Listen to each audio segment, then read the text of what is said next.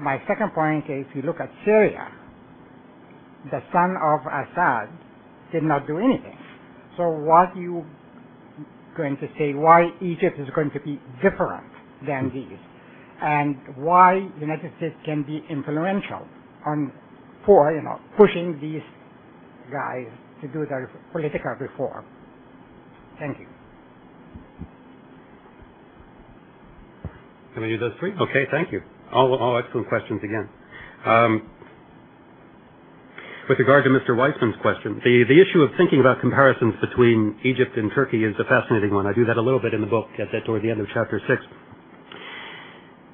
And I've actually tried to think a bit about whether precisely the analogy you described holds. In other words, the dynamic that Mr. Weissman was referring to was in Turkey in the early 1980s. Turkey undertook a strategy of economic restructuring that has important similarities to the strategy that Egypt adopted in the early 1990s. The repercussion in Turkey is that, among other things, it contributed to the emergence of a new middle class, what's called the Anatolian bourgeoisie, centered around Konya and Kayseri, two cities in the center of Anatolia, which were an alternative center for economic power than Istanbul or Ankara, where the large established family-based businesses have been centered for generations. And that market reform basically centered two things. It created a new center of economic power among these businessmen in Central Anatolia, and these businessmen in Central Anatolia developed interests that were fundamentally at odds with the existing statist hierarchy, Kemalist hierarchy based in Ankara and Istanbul. Therefore, they had resources and they had interests separate from the centralized state, and they began to organize to constrain and regulate that state. And a number of scholars, Hakan Yavuz in particular, have argued that Turkey, under the rise of the AKP in Turkey, is a classic example of the link between market reform and democratization, and also market reform and moderation of Islamist movements. And so it has obvious relevance to the Egyptian case because the Egyptians are undertaking market reform. I think there are some important differences, and so I'm somewhat less optimistic about the Egyptian case unfolding the way the Turkish case did. Probably the core distinction is that in the Egyptian case, the obvious point is that the government has moved in a very systematic fashion to try and disrupt and dismantle the business enterprises that are connected to the Brotherhood, and been doing that particularly aggressively over the last year and a half or so. Perhaps because they've been looking at what happened in Turkey, and maybe they talked to you and they figured this is the way to go. But the other consideration is that in the Anatolian case, you had this very interesting combination of very ambitious businessmen who were very pragmatic Islamists, and you see some of that in Egypt, but less of it within the Brotherhood. There are a number of prominent businessmen, but they tend to have closer ties to Islamic thinkers in the Gulf. They tend to be somewhat less pragmatic, somewhat more conservative than the Islamists in Central Anatolia. The reason that matters is that when the AKP emerged, when the Welfare Party, or later the AKP, emerged in Central Anatolia, they had important areas of similarity with the secular elites in Ankara and Istanbul. They obviously differed on the role of religion in public life, but it was not a view of religion that most Turks would be incredibly uncomfortable with. In the Egyptian case, you've got, in some respects, a conception of Islam and Islamic governance that's very difficult for emerging within the Brotherhood, or at least parts of the Brotherhood, that are very difficult for more secular Egyptians to live with, particularly with regard to women's rights and rights of religious minorities. On this issue of whether Egypt is going to develop a nuclear weapon. Oh, sir. You're absolutely right about the differences. In my experience, the Arab Islamists always laughed at the Turkish Islamists as how chicken shit they were, but nonetheless, they were able to focus on a vehicle that had legal status, and I think that the state did not, or maybe started to concentrate on it too late.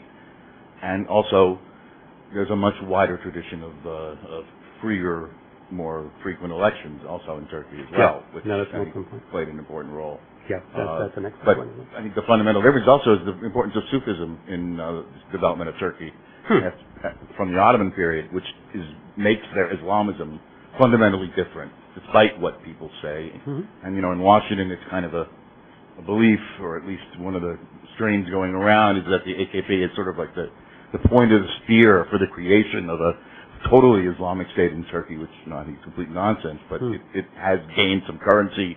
Some places around the corner from here, some of the think tanks around here. Great, thank you. All excellent points. I'll just quickly comment on the observation about whether Egypt's likely to develop a nuclear weapon. Gamal Mubarak and others have talked about the need for Egypt to develop a peaceful nuclear energy program.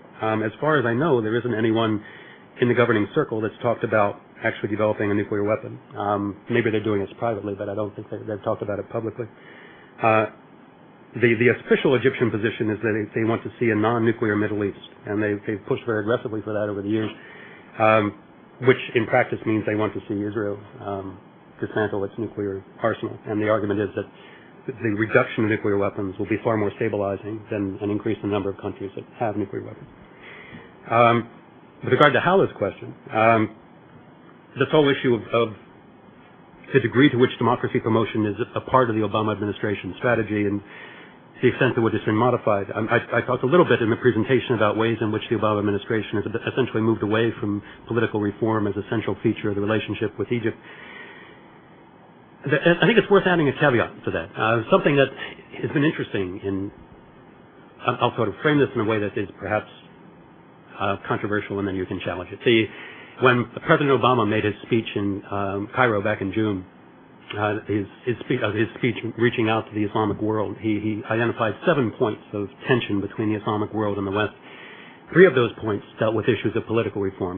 One specifically dealt with democracy, another dealt with rights of religious minorities, and another dealt with women's rights. If one looks at those 3 points and basically views that as, if you're sitting in Cairo as an Egyptian official and you read that speech, and you basically say, okay, President Obama is interested in democracy, he's interested in expanded rights for religious minorities, he's interested in rights for women.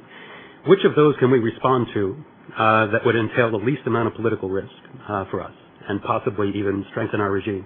And the conclusion was women's rights. And there's been interesting movement on women's rights in Egypt in the last 2 years.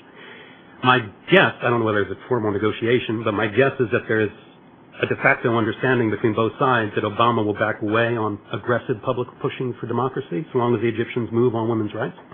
And you can at least point to women's rights as evidence that things are getting better, and which is true. That there is, for example, the parliament just passed a new law over the summer, actually just a couple of weeks ago, granting a substantial increase in the number of seats in parliament. I think it's now 510 seats in parliament. It used to be 500 and it's now 510. It used to be 454. And all of those seats are now reserved for women. And there actually will be separate parliamentary districts that women will run in the next election. That's a meaningful change. There were also laws adopted that ban female genital mutilation, that expand the rights of women in business transactions, that raise the marriage age for women. So there's been meaningful movement on women's rights. My guess is that the Egyptians see that as something that will placate the Americans and persuade the Americans not to push on democracy. So that's my reading of things. So this is as a complete outsider. I'm not part of the Washington scene at all on this point. In terms of what the U.S. should do, that's basically what my talk was focusing on. I think 2 things to focus on. One is the nature of economic development, and particularly the type of private sector that we try to develop, and the recognition that the type of private sector matters profoundly for the type of politics that emerges. And then essentially a need for a private sector with an extremely large small and medium-sized enterprise sector, and doesn't rely on a small number of large enterprises. And also legal reforms that protect civil and political rights, expand judicial independence, and improve implementation of judicial rulings. As to this question of how long it'll take, one of the real interesting things to think about in this whole question of relationships between economic change and political change, which is basically what I've tried to focus on here, is that there's a close link between the two, is that as economic development unfolds and a country has higher levels of education, its economy develops higher levels of complexity, people start to work in jobs that require a capacity to think more independently, to challenge authority, to act more creatively and more autonomously. Gradually you begin to see cultural and social changes which will eventually create demand for democratization. The scholar who's documented this most thoroughly is the scholars at the University of Michigan who are behind the World Values Survey, who've been able to document this with great precision. I think one can make the case that Egypt is very much moving in that direction. The conditions are being developed, both for the development of liberalism, and I think eventually for the development of democracy.